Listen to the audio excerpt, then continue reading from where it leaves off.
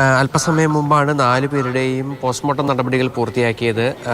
പാലക്കാട് ജില്ലാ ആശുപത്രിയിൽ ആണ് പോസ്റ്റ്മോർട്ടം നടപടികൾ നടക്കുന്നത്. അതിന് ശേഷം ഈ പോസ്റ്റ്മോർട്ടം നടപടികൾക്ക് ശേഷം മൃതദേഹം ഈ തൊട്ടടുത്തുള്ള പള്ളിയിലേക്ക് അവിടെ ഈ മതപരമായ ചടങ്ങുകൾ പൂർത്തിയാക്കുന്നതിന് വേണ്ടി കൊണ്ടുപോയിട്ടുണ്ട്.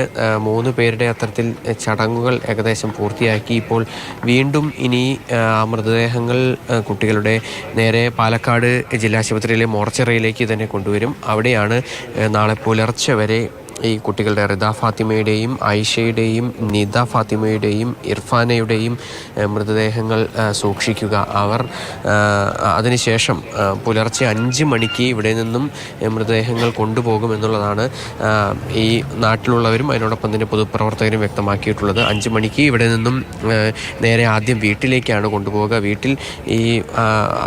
വീട്ടിൽ പൊതുദർശനത്തിന്, അതായത് വീട്ടിൽ എത്തിച്ചതിന് ശേഷം ആയിരിക്കും പിന്നീട് പൊതുദർശനത്തിന് കരിമ്പ ഹാളിലേക്ക് കൊണ്ടുവരിക. അത് രാവിലെ 8 മണിയോട് 8:30 അവിടേക്ക് അങ്ങനെ ഈ മൃതദേഹങ്ങൾ എത്തിക്കുമെന്നുള്ളതാണ് നിലവിൽ അറിയാൻ കഴിഞ്ഞത്. അതിനുശേഷം ഈ പള്ളിയിലെ ഖബറടക്ക ചടങ്ങുകൾക്ക് വേണ്ടി 10 മണിയോടുകൂടി വീണ്ടും ഹാളിൽ നിന്ന് കൊണ്ടുപോകുമെന്നുള്ളതാണ് ഇപ്പോൾ നമുക്ക് ഇതുമായി ബന്ധപ്പെട്ട് അറിയാൻ സാധിച്ചിരിക്കുന്നത്. എന്തായാലും 4 പേരുടെയും പോസ്റ്റ്മോർട്ടം നടപടികൾ പൂർത്തിയാക്കിയിട്ടുണ്ട്. പുലർച്ചെ ഇവിടെ നിന്നും ഇനി ഈ കുട്ടികളുടെ മൃതദേഹം നേരെ വീടുകളിലേക്ക് കൊണ്ടുപോകും.